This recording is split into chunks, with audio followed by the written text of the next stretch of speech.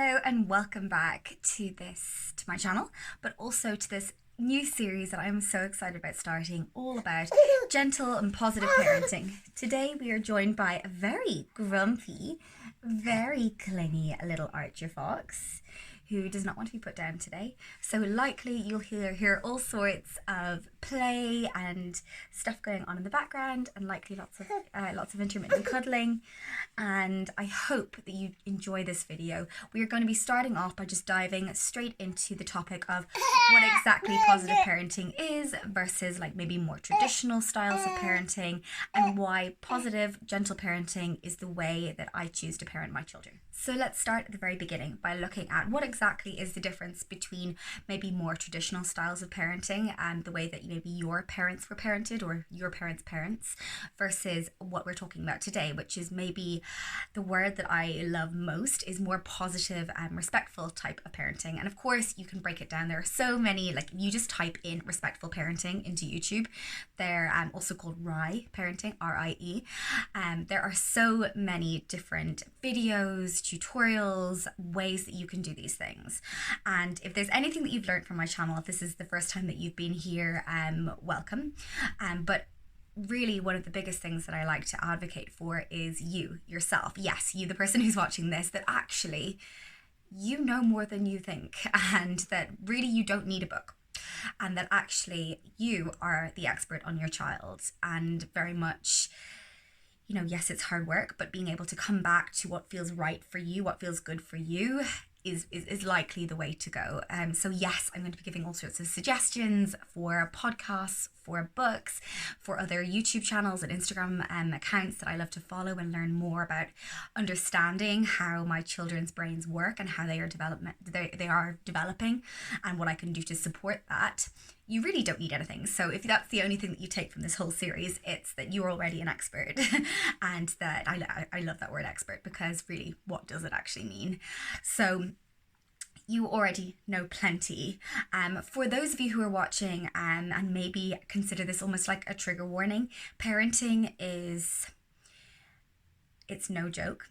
And it's it can be really triggering for those of us who have had less than positive parenting journeys in terms of the way that we were parented ourselves as children. And as your children grow and develop, you will notice things being triggered both in you, where it can be worthwhile taking time to sort of process that and remember that as you were parenting your children, you were also walking through the parenting process of that baby you. So for me, when I'm parenting my children, I'm thinking about how baby Kitty would have liked to have been held in that moment. And that process of unlearning, of relearning how I want to be a guider, a teacher, a helper, a supporter for my children, so that they know that I love them no matter what, no matter how awful their behavior is in that moment. We always preface that with, I love you, and that behavior wasn't okay, or whatever it might be. We're going to dive into it a little bit more later, but I suppose in knowing that parenting is oftentimes a phase of unlearning, and it's oftentimes you are the expert, that you are going through this process, and then there is no perfect parent, and striving for that is just going to be a losing battle.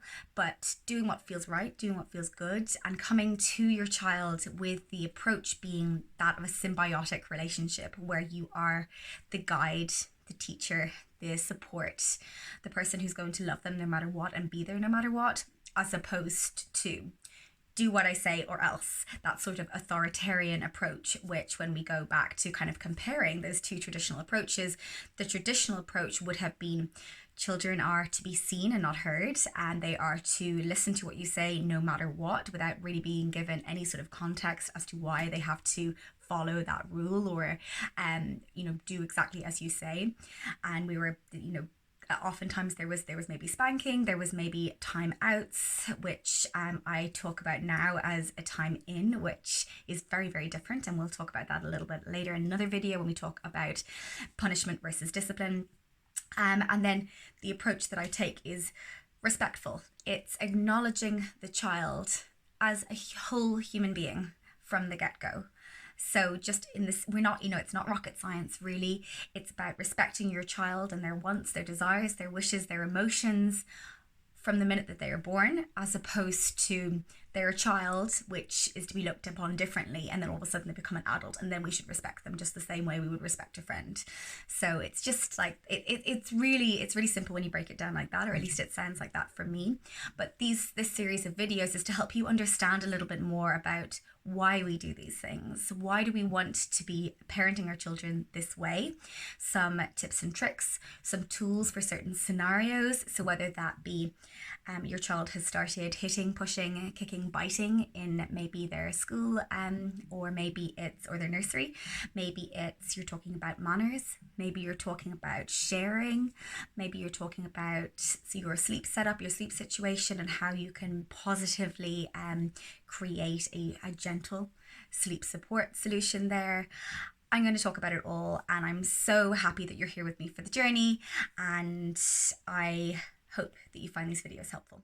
So because mom brain is so incredibly real, I wanted to make the next step in this video a quote, just to kind of re-emphasize the importance that we place on that definition of positive or gentle parenting and what it really means to us. And it goes without saying, there are so many books and so many different ways to approach things, and there's no right or wrong.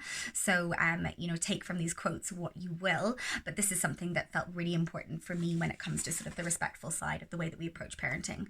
And this quote says, "Being respectful to children, empathizing with them, listening when they speak, and showing them comfort and kindness is not coddling.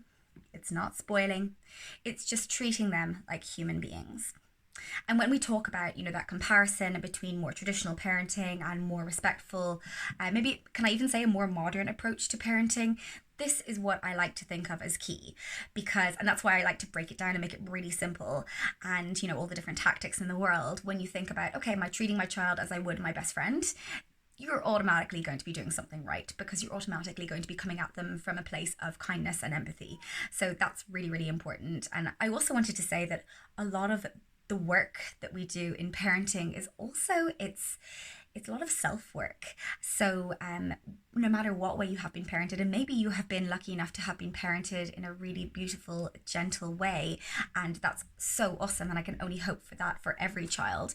But maybe you haven't been, and in those moments of high emotion, maybe your 2-year-old is just so in it, and they really wanted that goldfish in the pet shop, and they're having an absolute emotional meltdown on the floor, and you don't know what to do.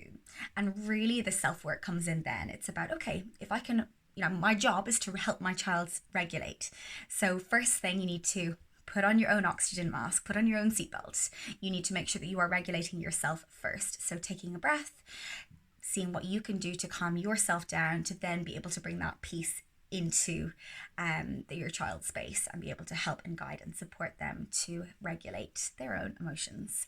So for me, it's been a supremely personal journey. There's been a lot of unparenting, a lot of unlearning, a lot of being very gentle with myself, and in knowing that while I try my best every single day, not every day is going to be perfect, and sometimes I stumble along the way, and that it does not mean that I'm going to be ruining my children, that I'm going to be setting them up for disaster. I'm going to be setting them up for, having this really tumultuous childhood, that's sort of, wreaking havoc on their emotional states down the line.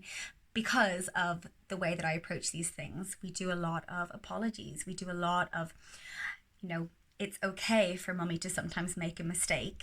And, here is what I'm doing to work on it, and I'm openly telling you that that's not an okay behavior. So it means that our children are more likely to apologize to us. Okay, so this opening video has become really, really waffly, but I just wanted to give you a sort of a preface to what sort of content that you can expect to see on here. But in a nutshell, the way that we approach parenting is in a more symbiotic relationship. We want to be there for our children as not an authoritative figure, but more so as a helper, a guider, a supporter, and we want less of the do as I say, whether or not, and much more of a respectful, seeing them as they are, meeting them at the emotional state and the developmental state that they are in, knowing that their brain development happens at a completely different pace than what we might expect, and that they are not bad children. There is no such thing as bad children, only bad decisions. And it's our job to help support and guide them. And I hope that you enjoy the rest of this series. That's just a little taster of what is to come. And now the next video that you will see is going to be diving straight into how we approach toddler tantrums.